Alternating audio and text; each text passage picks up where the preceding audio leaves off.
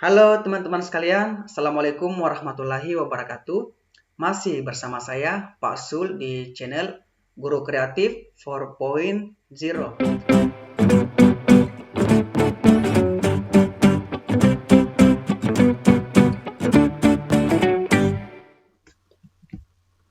Baiklah, sahabat guru kreatif, di video kali ini saya akan memberikan penjelasan kembali tentang bocoran dan prediksi tes bakat skolastik.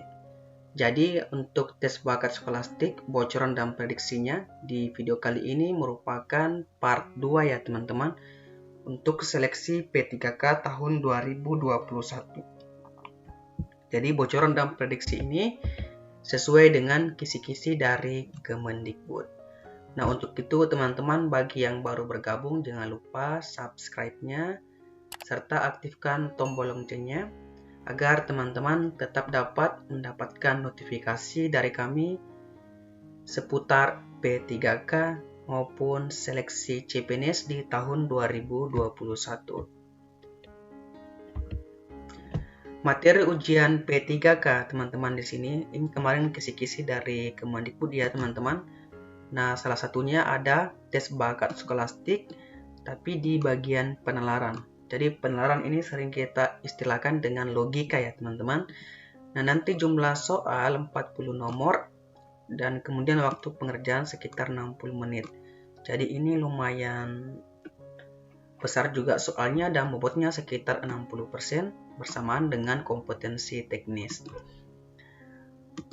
Baik teman-teman, saya akan jelaskan dulu apa itu tes bakat skolastik.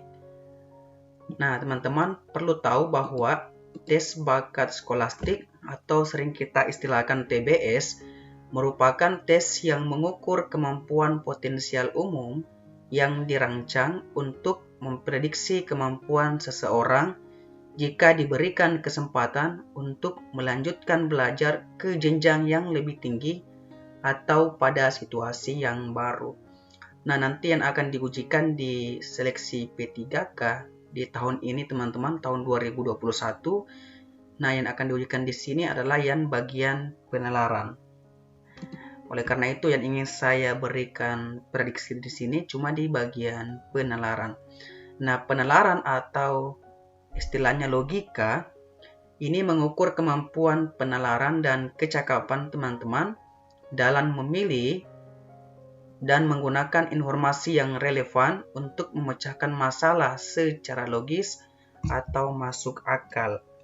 Jadi subtes ini terdiri atas kesimpulan, silogisme, kemudian logika cerita atau analitis, dan logika diagram. Nah ingat teman-teman, yang perlu teman-teman pelajari cuma di bagian penalaran. Meskipun tes bakat skolastik itu ada 3 jenis. Yang pertama ada verbal. Verbal ini seperti antonim, sinonim, kemudian numerik atau kuantitatif. Nah ini yang perhitungan teman-teman seperti deret atau soal cerita matematika. Nah yang terakhir ada penalaran. Namun teman-teman yang diujikan untuk P3K tahun 2021 hanya di bagian penalaran.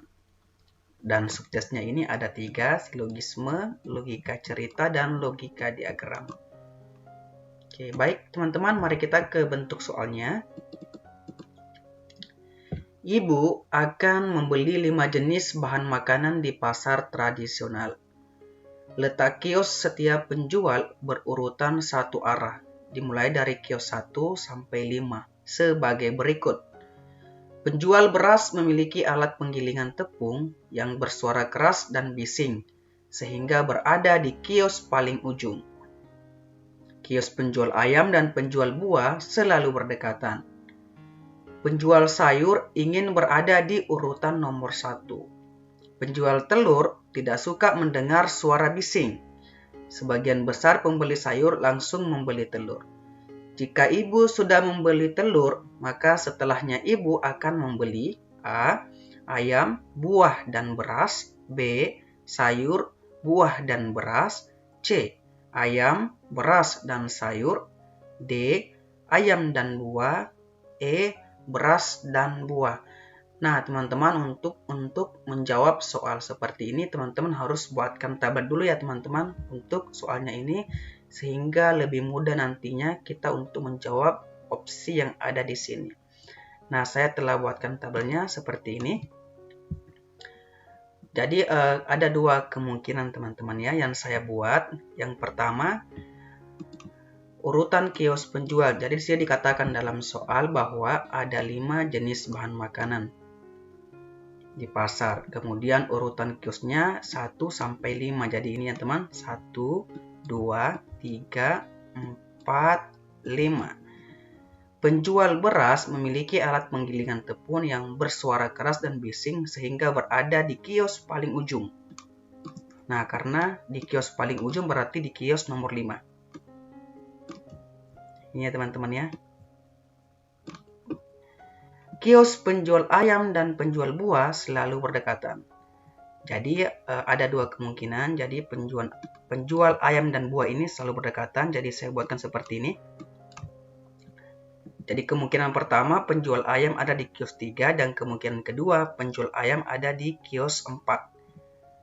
Nah, di kemungkinan kedua penjual ayam ada di kios 4, penjual buah ada di kios 4 dan kemungkinan kedua penjual buah ada di kios 3. Penjual sayur ingin berada di urutan nomor 1. Jadi saya kira ini jelas ya teman-teman. Sayur. Penjual telur tidak suka mendengar suara bising. Berarti dia harus jauh dari penjual beras karena penjual beras ini memiliki alat penggilingan sehingga bising. Oleh karena itu, telur kemungkinan besar berada di kios nomor 2. Oke, sebagian besar pembeli sayur langsung membeli telur. Jadi sebagian besar pembeli sayur langsung membeli telur. Jadi saya rasa jelas ya teman-teman, setelah membeli sayur, sebagian besarnya langsung membeli telur. Maka kemungkinannya seperti ini. Nah, setelah jadi tabel seperti ini teman-teman, ini akan memudahkan kita nanti untuk menjawab soalnya. Soalnya mengatakan, jika ibu sudah membeli telur, maka setelahnya ibu akan membeli. Nah, jika ibu sudah membeli telur begini, maka tentu ibu akan pergi ke kios ini 3, 4, 5. Maka ibu akan membeli ayam, buah, dan beras. Mari kita ke pilihannya, bagian A, ayam, buah, dan beras. Nah, serasa kita telah menemukan jawabannya. Maka jawaban yang benar adalah bagian A. Jadi setelah ibu membeli telur, maka setelahnya ibu akan membeli ayam, buah, dan beras. Nah, kalau kita telah menemukan jawabannya ini, maka B, C, D, dan E ini teman-teman kita skip aja teman-teman. Namun di video ini saya akan kembali menjelaskan ini. Kenapa bukan B? Jika ibu sudah membeli telur, maka setelahnya ibu akan membeli sayur. Nah, ini salah teman-temannya karena sebelum membeli telur, ibu sudah membeli sayur. Tidak mungkin dia membeli kedua kalinya. Oleh karena itu ini B salah. Kemudian bagian C juga ada sayur. Nah, ini juga salah. Ayam dan buah ini benar, tapi kurang lengkap karena tidak ada beras. Beras dan buah ini juga benar, namun kurang lengkap karena tidak ada ayam. Maka jelas jawaban yang benar sini adalah bagian A. Oke, baik teman-teman. Jelas ya teman-teman jawabannya. Mari kita ke soal nomor 2. Dalam turnamen futsal kelurahan terdapat 4 tim yang bertanding, yakni tim A, tim B, tim C, dan tim D. Setiap tim saling bertemu 1 kali. Dalam setiap pertandingan, tim yang menang, seri, dan kalah berturut-turut mendapatkan nilai 2, 1, dan 0. Hasil pertandingan menunjukkan bahwa tim A menang 2 kali dan tidak pernah kalah. Tim B menang sekali dan seri 2 kali. Tim C kalah 2 kali dan tidak pernah menang. Serta tim D tidak pernah seri. Berdasarkan hasil pertandingan, pernyataan berikut ini yang benar adalah A. Urutan juara turnamen futsal adalah A, B, C, D. B. Urutan juara turnamen futsal adalah A, B, D, C. C. Nilai tim B lebih rendah dari nilai tim C. D. Tim C merupakan juara ketiga. Dan E. Tim A merupakan juara kedua. Nah, teman-teman, seperti soal nomor 1 tadi, untuk menjawab soal seperti ini, kita tidak bisa langsung menentukan bahwa ini opsi jawaban yang benar. Oleh karena itu, kita tuangkan dulu teman-teman ke dalam sebuah tabel seperti ini. Ini teman-teman, karena di soal dikatakan setiap tim saling bertemu 1 kali. Ini ya teman-teman ya. Maka total pertandingan tim harus berjumlah 3. Kenapa 3 teman-teman? Nah, coba teman-teman lihat di sini.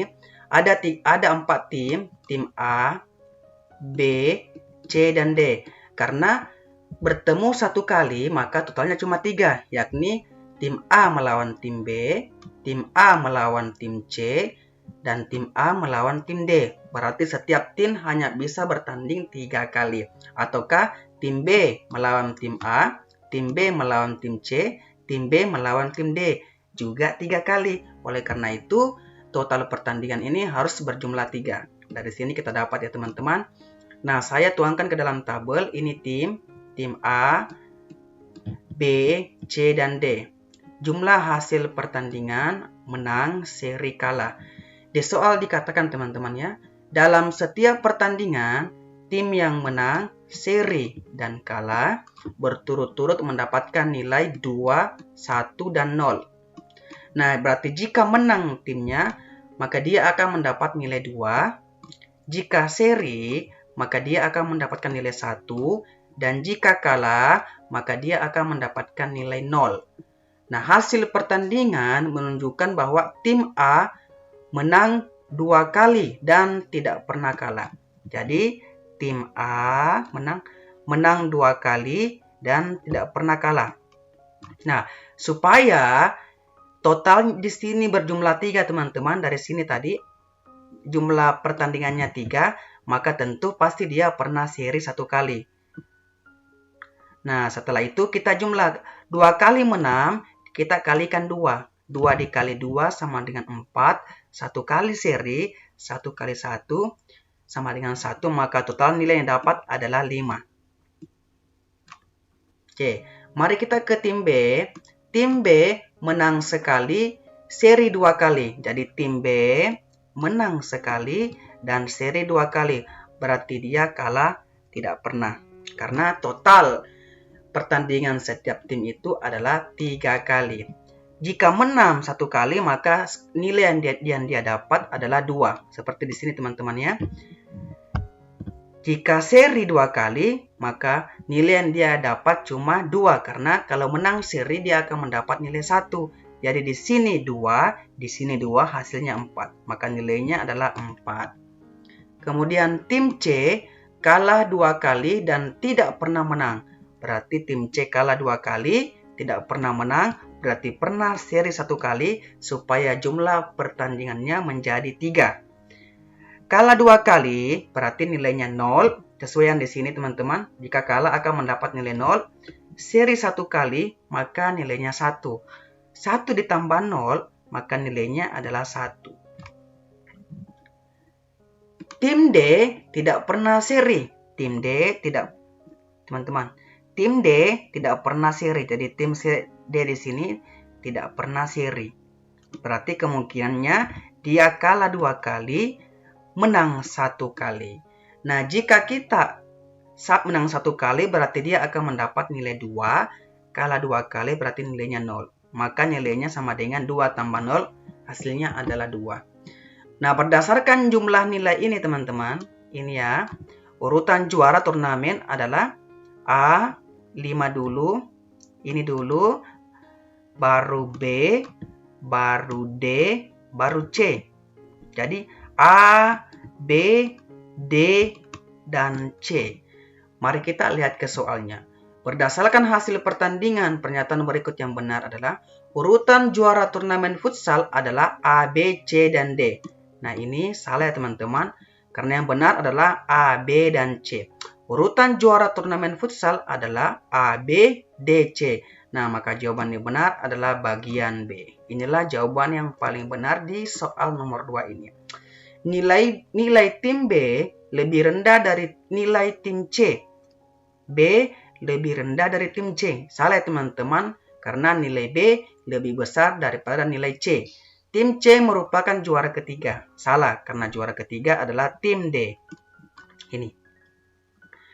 Tim A merupakan juara kedua. Salah, karena tim A merupakan juara pertama. Oleh karena itu, teman-teman, sebenarnya jika kita telah menemukan jawaban yang benar, pilihan yang lainnya ini kita skip saja untuk mengefisienkan waktu yang kita punya ketika kita mengerjakan soal.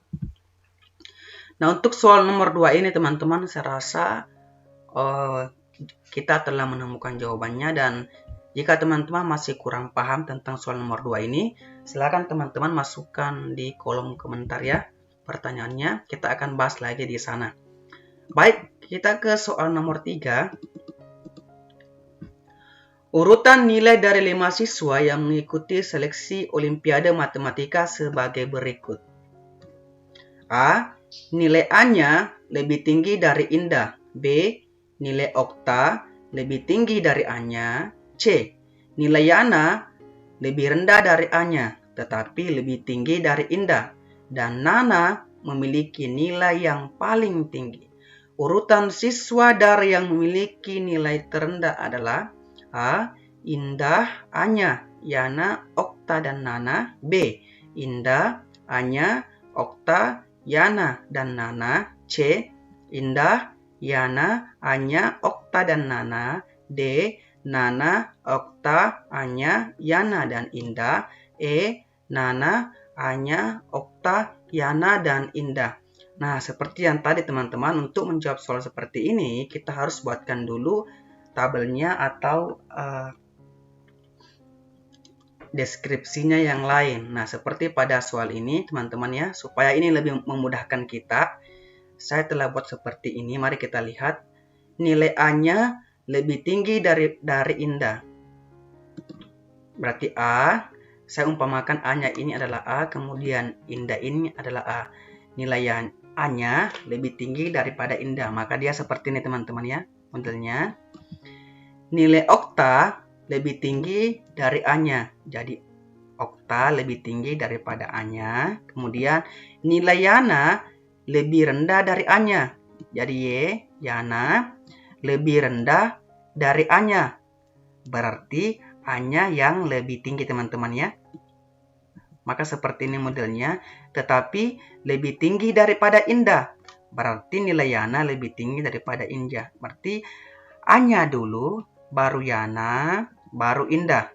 Maka seperti ini modelnya. Nana memiliki nilai yang paling tinggi. Maka di sini adalah Nana, dia yang paling tinggi. Nah, setelah teman-teman kita temukan seperti ini, maka itu dapat memudahkan kita untuk mengurutkan. Jadi yang paling tinggi N dulu, Nana. Setelah N, mari kita lihat A, ini ada A, ini A. Nah, sebelum ada A ini teman-teman, ini Ana, ini A-nya, ini A-nya, ini A-nya, ada O. Ada Okta dulu, berarti setelah Nana, kemudian ada Okta. Nah, setelah Okta, baru ada A-nya. Nah, setelah A-nya, karena Indah di sini, Indah ini lebih tinggi nilainya Yana, maka Y dulu. Maka nilai paling terakhir adalah Indah. Nah, urutannya seperti ini. Yana dulu. Mana? Nana dulu. Setelah itu Okta. Setelah itu A-nya. Setelah itu Yana. Setelah itu Indah. Ini urutan dari yang tertinggi ke yang terendah. Nah, untuk soalnya, urutan siswa yang memiliki nilai terendah adalah, berarti Indah dulu. Indah paling rendah. Setelah itu Yana. Setelah itu A-nya. Sorry teman-teman. Setelah itu Okta. Dan setelah itu Nana. Jadi yang paling terendah ke yang tertinggi, Indah, Yana, A-nya, Okta, dan Nana. Mari kita lihat ke soalnya. Indah ada, jadi ini salah ya teman-teman. Antara A, B, C, Indah dulu. Setelah itu Yana. Nah ini berarti Yana. Kemudian A-nya, Okta, dan Nana. Maka jelas jawaban yang benar di sini adalah bagian C. Oke. Akhirnya kita telah menemukan jawaban dari soal nomor 3, teman-teman ya. Maka jelas sekali di sini bahwa untuk menjawab soal seperti ini, teman-teman harus buatkan dulu tabel analisis. Di seperti ini untuk memudahkan teman-teman menemukan jawaban yang benar. Baik, teman-teman, kita ke soal selanjutnya, soal nomor 4. Di antara anak-anak kompleks Permata, Asika lebih tua dari Beni dan Dina, lebih muda dari Eri. Beni lebih tua dari Cece dan Asika, lebih muda dari Dina. Di antara kelima anak tersebut yang umurnya paling tua adalah A. Asika, B. Beni, C. Cece, D. Dina, dan E. Eri. Nah, sama yang tadi teman-teman, kita harus buatkan dulu deskripsinya atau tabelnya untuk memudahkan kita menjawab soal nomor 4 ini. Nah, seperti ini. Asika lebih tua dari Beni dan Dina. Berarti Asika lebih tua daripada Beni. Jadi A, Asika lebih tua daripada Beni. Kemudian, dan Dina lebih muda daripada Eri. Kemudian yang B, Dina lebih muda daripada Eri. Artinya Eri yang lebih tua daripada Dina. Ya teman-teman ya. Beni lebih tua dari Cece. Beni lebih tua dari Cece. Nah, maka Beni lebih tua daripada Cece. Asika lebih muda daripada Dina. Atau dengan kata lain, Dina lebih tua daripada Asika. Nah, setelah itu kita urutkan dari yang paling tua. Nah, yang paling tua di sini teman-teman adalah D. Ini ada D berarti dia bukan. B. Ada B berarti dia bukan. Jadi yang paling tua di sini adalah E. Eri. Jadi Eri dulu, setelah Eri kemudian Dina. Oke, setelah Dina baru Asika. Nah, setelah Asika baru Beni ini ya teman-teman ya. Baru Beni, setelah Beni ini baru Cece. Jadi urutannya adalah E, D, A, B, C. Eri, kemudian Dina, kemudian Asika, kemudian Beni, dan kemudian Cece. Mari kita ke soalnya. Dari kelima anak tersebut yang umurnya paling tua adalah, maka jawaban yang benar adalah bagian E. Umurnya yang paling tua adalah Eri. Oke. Nah, jika teman-teman nanti menemukan soal seperti ini, soalnya diubah. Yang umurnya di tengah-tengah, berarti jawabannya adalah Asika. Ataukah yang umurnya paling muda, berarti jawabannya adalah C, Cece.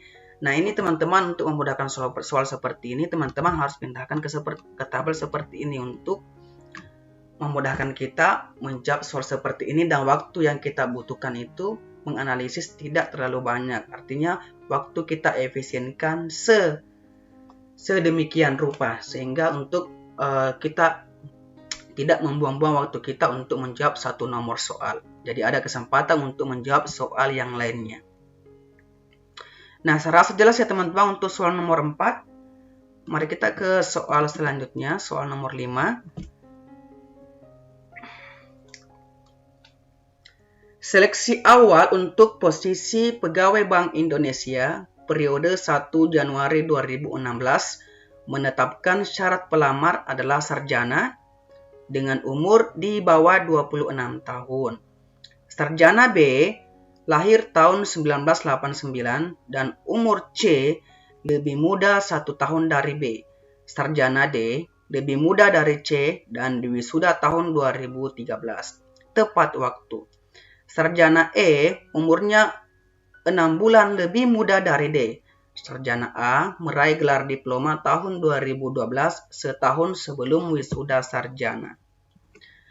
Berdasarkan informasi di atas, pelamar yang pasti lolos seleksi awal adalah A dan D, B, A dan E, C, B dan C, D, A, D dan E, kemudian E, A, B dan E. Nah, sama yang tadi teman-teman, untuk menjawab soal seperti ini, kita pindahkan dulu, kita deskripsikan dulu supaya lebih memudahkan. Nah, mari kita lihat teman-teman di sini. Jadi ada posisi di Bank Indonesia periode 1 Januari 2016. Syarat pelamarnya umur harus di bawah 26 tahun. Mari kita lihat, sarjana B lahir 1989. Lahir 1989, maka 20-70 tahun. 1989 ke 2016 berarti sekarang umurnya sekitar 27 tahun. Umur C lebih muda 1 tahun daripada B. Jadi umur C lebih muda 1 tahun daripada B. Karena B umurnya 27 tahun, maka C sekarang adalah 26 tahun karena lebih muda 1 tahun dari B. Sarjana D lebih muda dari C dan diwisuda tahun 2013. Sarjana D lebih muda dari C dan diwisuda tahun 2013 tepat waktu, maka umurnya sekarang adalah 25 tahun. Nah, kenapa? Dari mana kita ambil 25 tahun teman-teman? Nah, coba teman-teman hitung. SD-nya itu 6 tahun. Kita masuk SD umur C sudah umur D sudah 6 tahun. Kemudian di SD 6 tahun berarti 12. Di SMP 3 tahun berarti 15. Kemudian di SMA 3 tahun berarti 18. Nah, dia diwisuda tahun 2013 tepat waktu. Jadi, kalau tepat waktu biasanya kita selesai 44 tahun. Dari 18 ditambah 4 sama dengan 22. Dan itu tahun 2013. Teman-teman ya. Nah, berarti kalau di tahun 2013 umurnya 22 tahun, maka di tahun 2016 ini umurnya adalah tentu 25 tahun. Tadi 22 ditambah 3 sama dengan 25 tahun. Sarjana E umurnya 6 bulan lebih muda daripada D. Karena D 25 tahun, maka tentu E lebih muda 6 bulan, maka dia harus berumur 24 tahun 6 bulan. Sarjana A meraih gelar diploma tahun 2012, setahun sebelum wisuda sarjana. Berarti kalau tahun 2012 gelar diplomanya, maka sama tadi, artinya dia diwisuda sarjana tahun 2013. Maka sama dengan umurnya D. Umurnya dia sekarang adalah 25 tahun. Soalnya mengatakan, berdasarkan informasi di atas, pelamar yang pasti lolos seleksi awal adalah, nah karena di sini dikatakan bahwa batas umurnya adalah 26 tahun, maka yang di bawah 26 tahun ke bawah, maka itu udah pasti lolos tes administrasi, yakni C benar, kemudian D, kemudian E, kemudian A. Jadi untuk soal ini, dan yang tidak lolos itu adalah B, karena dia umurnya 27 tahun. Jadi yang pasti lolos C, D, E, dan A. Mari kita lihat kepilihannya. A dan D salah. A dan D, A dan E. Ini benar ya teman-teman, ini juga benar. B dan C ini salah karena ada B-nya. D, A, D, dan E ini benar. Kemudian E, A, B, E salah karena ada B-nya. Nah, tersisa benar adalah A, B, dan D. Karena D memuat 3 sub di sini, maka jawaban yang benar di sini adalah bagian D. Adalah sarjana A, D, dan E. Baik, teman-teman, next kita ke soal nomor 6. Jadi teks berikut untuk nomor 6 sampai 10. Adi dan Denny adalah anak dari pasangan suami istri Benny dan Celia. Edo anak dari pasangan Denny dan Vania. Adi dan Gina mempunyai anak Hero dan Jessica. Hubungan Hero dan Edo disebut A. Saudara sepupu, B. Saudara misan, C. Saudara ipar, D. Saudara kandung, dan E. Saudara satu bapak. Nomor 7. Hubungan Benny dan Jessica adalah hubungan antara bla bla dan bla bla. A. Ayah dan anak. B. Paman dan keponakan. C. Ibu dan cucu. D. Kakek dan cucu. Dan E. Bibi dan keponakan. Nomor 8. Hubungan Gina dan Celia adalah A. Gina anak dari Celia. B. Gina menantu Celia. C. Celia keponakan Gina. D. Gina mertua Celia. Dan E. Gina cucu Celia.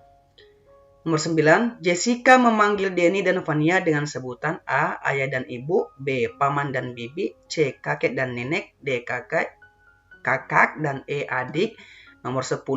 Hubungan Gina dengan Adi adalah A. Suami dan istri. B. Ayah dan anak. C. Paman dan keponakan. D. Sepupuan. Dan E. Kakak adik. Nah teman-teman, jika kita ingin menjawab soal nomor 6 dengan mudah sampai dengan soal nomor 10, maka kita harus buatkan dulu bagannya ya teman-teman. Atau silsilah keluarga dari keluarga Adi dan Denny. Nah berikut silsilah keluarganya. Jadi yang pertama teman-teman ya, Adi dan Denny adalah anak dari pasangan Benny dan Celia. Jadi Adi dan Denny ini anaknya Benny dan Celia. Edo, ini tadi ya, Edo anak dari pasangan Denny dan Vania. Edo anak dari pasangan Denny dan Vania. Berarti Denny ini menikah dengan Vania. Dan anaknya adalah Edo. Adi dan Gina mempunyai anak Hero dan Jessica. Kemudian Adi ini menikah dengan Gina. Setelah itu mempunyai anak Hero dan Jessica. Jadi teman-teman seperti inilah silsilah keluarga dari Benny dan Celia. Benny dan Celia mempunyai anak Adi dan Denny. Adi menikah dengan Gina, mempunyai anak Hero dan Jessica. Denny menikah dengan Vania, mempunyai anak Edo. Jadi inilah silsilah keluarganya.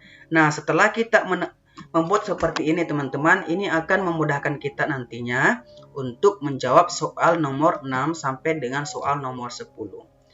Next, mari kita ke soalnya. Jadi ini tadi silsilah keluarganya ya teman-teman. Kita ke soalnya. Hubungan Hero dengan Edo disebut dulu. Oke. Hubungan Hero dan Edo disebut Hero dan Edo. Nah, hubungan ini karena saudara mereka, orang tua mereka bersaudara, maka Hero dan Edo ini disebut dengan saudara sepupu. Maka jawaban yang benar adalah bagian A. Jadi B, C, D dan E ini teman-teman kita skip ya karena ini salah. Kemudian yang kedua, hubungan Benny dan Jessica adalah hubungan Benny dan Jessica. Benny ini berarti dan Jessica. Nah, Benny ini adalah Benny dan Jessica. Benny ini adalah kakek. Kemudian Jessica ini adalah cucu. Jadi Benny dan Jessica adalah hubungannya adalah kakek dan cucu. Maka jawaban yang benar adalah bagian D. Jelas ya teman-teman, jika sudah ada bagan seperti ini, kita sudah lebih mudah untuk menjawab soalnya. Nomor 8, hubungan Gina dan Celia. Mana Gina? Gina, kemudian Celia. Nah, Gina ini berarti dia adalah menantu dari Celia. Gina adalah menantunya Celia, maka jawaban yang benar adalah bagian B. Jelas ya teman-teman? Jadi Gina ini adalah menantunya Celia karena Gina ini menikah dengan Adi. Nomor 9, Jessica memanggil Denny dan Vania dengan mana Jessica? Ini Jessica. Dia memanggil Denny dan Vania. Ini Denny dan Vania. Dia akan memanggilnya dengan tante dan om karena mereka adalah saudara dari orang tuanya. Maka dia akan memanggilnya tante dan om atau dengan kata lain paman dan bibi. Maka jawaban yang benar adalah bagian B. Hubungan Gina dengan Adi adalah ya tentu dia adalah hubungan suami dan istri. Maka jawaban yang benar adalah bagian A. Nah teman-teman, jika sudah ada seperti ini, bagaimana teman-teman? Lebih mudah kan kita menjawab soal nomor 6 sampai nomor 10. Nah untuk video kali ini teman-teman, saya rasa cukup sekian dulu. Terima kasih. Bagi teman-teman yang selalu setia menonton video kali ini, jangan lupa video kali ini di-share, kepada teman-teman sekalian yang membutuhkan. Semoga ini menjadi ladang pahala bagi saya, dan semoga ada berkahnya. Dan saya berharap sekali teman-teman semua bisa lulus P3K di tahun 2021. Terima kasih. Wassalamualaikum warahmatullahi wabarakatuh, dan sampai ketemu di video-video selanjutnya.